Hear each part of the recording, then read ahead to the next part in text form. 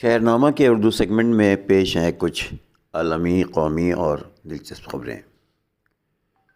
امریکی صدر ٹرمپ کے غزہ پٹی پر طویل عرصے تک قبضے کے اعلان کے بعد دنیا میں تہلکہ مچ گیا ہے اور بعض ممالک نے سخت رد عمل ظاہر کیا ہے۔ حالانکہ وائٹ ہاؤس نے اس اعلان کی تردید کی ہے اور لیپا پوتی بھی۔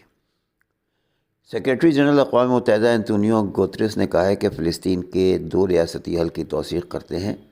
انہوں نے کہا کہ غزہ تنازع کے حل کی تلاش میں ہمیں مسائل بدتر نہیں کرنا چاہیے۔ انتونیو نے کہا کہ نسل کشی کی کسی بھی قسم سے گریز کر کے بین الاقوامی قانون پر قائم رہنا ضروری ہے۔ ادھر ایمنسٹی انٹرنیشنل نے کہا ہے کہ غزہ پر صدر ٹرمپ کے قبضے کے اعلان کے بعد اشتعال انگیز اور شرمناک حالات پیدا ہو رہے ہیں اور ٹرمپ کا بیان بین الاقوامی قوانین کی خلاف ورزی ہے۔ ایمنسٹی انٹرنیشنل نے مزید کہا کہ مقبوضہ علاقے سے فلسطینیوں کو جبری بے دخل کرنا جنگی جرم ہے۔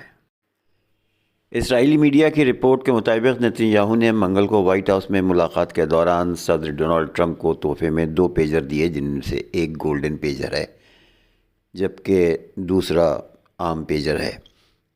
اسرائیلی وزیر اعظم نے یہ تحفہ گزشتہ سال ستمبر میں اسرائیل کی جانب سے حزب اللہ کے خلاف کیے گئے پیجر حملے کی یاد تازہ کرنے کے لیے دیا ہے۔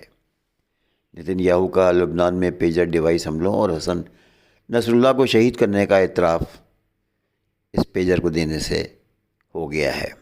ڈونلڈ ٹرمپ نے یہ غیر معمولی تحفہ وصول کرتے ہوئے نتن یاہو کا شکریہ ادا کیا اور اسرائیل کے حزب اللہ کے خلاف پیجر حملے کو زبردست آپریشن قرار دیا تھا۔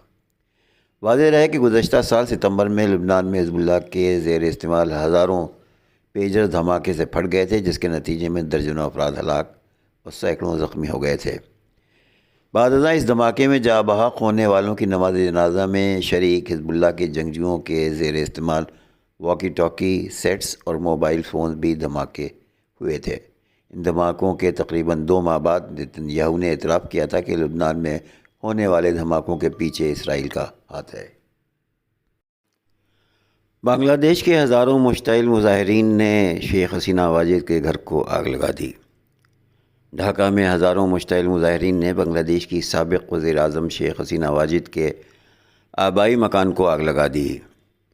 میڈیا کی رپورٹ کے مطابق مظاہرین نے شیخ حسینہ واجد کے اپنے حامیوں سے سوشل میڈیا پر خطاب کے اعلان پر احتجاج کیا اور دھمکی دی تھی کہ اگر سابق وزیر اعظم نے خطاب کیا تو ان کے آبائی گھر کو گرا دیں گے۔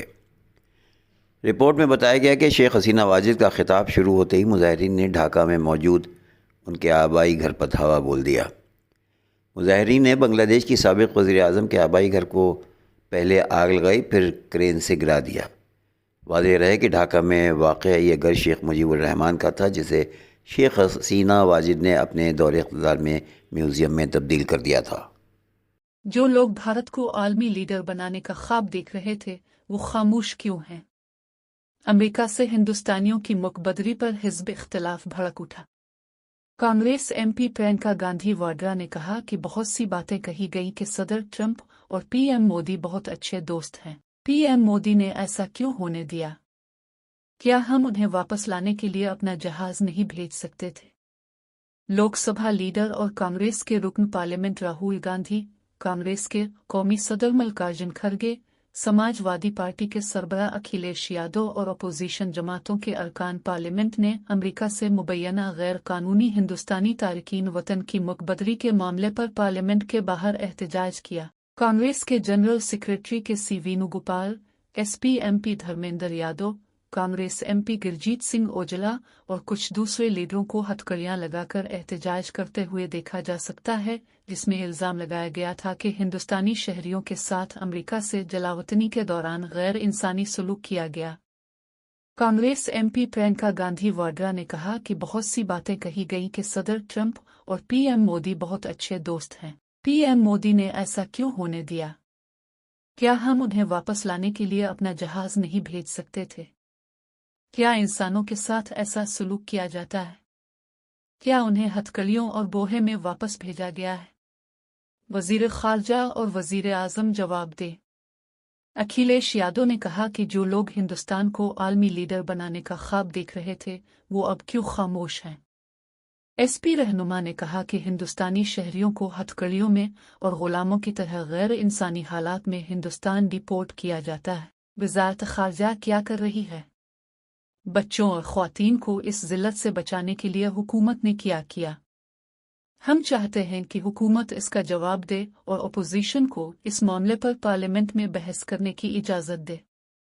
CPI MPP संतोष कुमार ने कहा कि मुझ समेत राज्यसभा के हम में से 13 मेंबरान ने कायदा 267 के तहत एक नोटिस दिया था कि वो दिन भर के लिए कारोबार को मुअत्तल करके इस इंसानी मसला पर बहस करें। बॉलीवुड के लेजेंडरी अदाकार अमिताभ बच्चन ने अपने बेटे अभिषेक बच्चन की 49वीं सालगिरह के मौके पर 1976 की एक नायाब तस्वीर शेयर की, जो अभिषेक की पैदाइश का साल था। ये ब्लैक एंड वाइट तस्वीर अमिताभ के ज़ाती ब्लॉग पर पोस्ट की गई, जिसमें वो पैदाइशी वार्ड में अपने नौमौलूद बेटे पर मोहब्बत भरी नजर डाल रहे हैं। तस्वीर में जवान अमिताभ बच्चन को एक सीधे सादे स्वेटर और पैंट में देखा जा सकता है। वो नन्हे अभिषेक की जानिब झुककर मोहब्बत भरी निगाह डाल रहे हैं, जो एक कपड़े में लिपटे हुए हैं।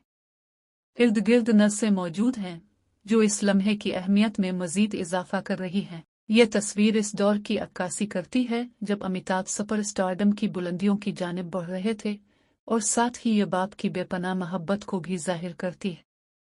अपने ब्लॉग में अमिताभ बच्चन ने वक्त की तेजी से गुजरती रफ्तार पर भी तबसरा किया।